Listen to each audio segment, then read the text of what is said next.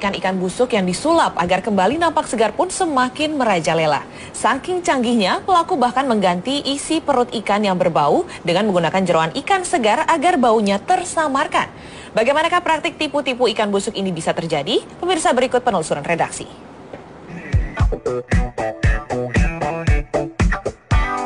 Hampir seluruh lapisan masyarakat Indonesia gemar mengkonsumsi ikan.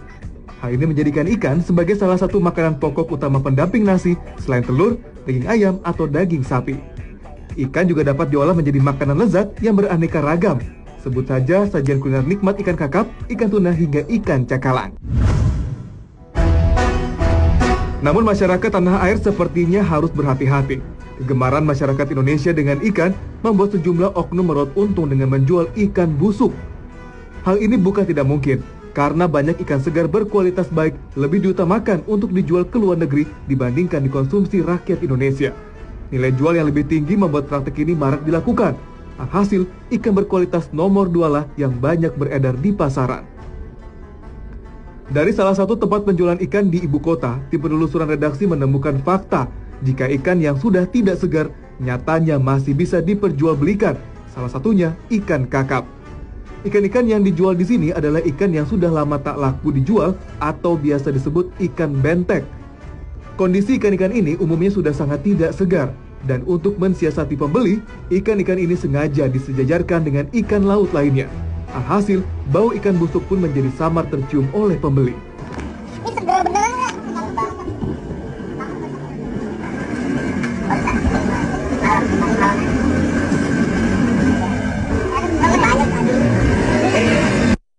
Aksi oknum pedagang nakal ini memang membawa untung yang menggiurkan. Selain dijual ke masyarakat, ikan-ikan bentek ini umumnya juga dijual kepada pedagang nakal lainnya. Biasanya, satu pedagang nakal membeli sedikitnya 300 hingga 700 kg ikan kakap busuk per harinya. Di tangan pedagang nakal inilah, praktek kecurangan ternyata lebih mengerikan.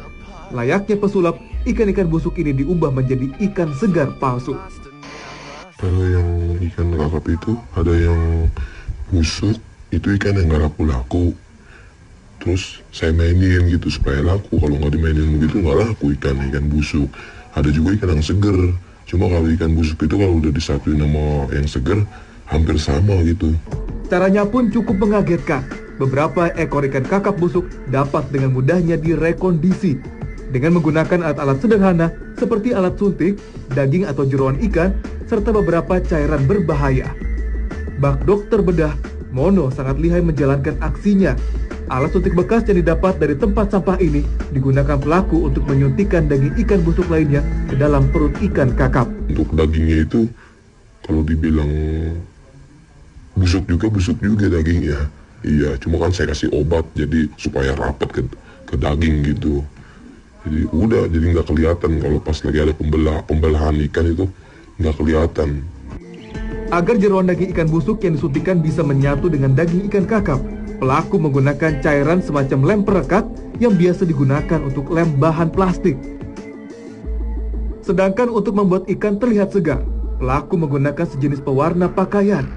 Ikan kakap busuk yang telah disuntik dicelupkan pada pewarna yang telah dipanaskan. Alhasil, kepala daging dan sirip ikan kembali berwarna terang kemerahan layaknya ikan segar. Warna, semacam kayak pewarna buat warnain celana gitu, one pack gitu. Jadi kalau dikasih pewantek begitu, jadi ikan kelihatan mengkilap. Jadi kalau semacam mama yang baru, ikan baru itu kan mengkilap kalau ikan baru. Keuntungan besar menjadi alasan utama dalam menjalankan praktek curang ini.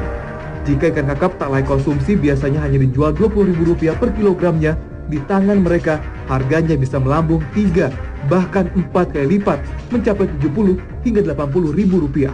Kalau misalnya ikan nggak dimainin begitu, harganya paling Rp20.000. Kalau misalnya udah dimainin begitu, bisa nyampe 60 sampai 70.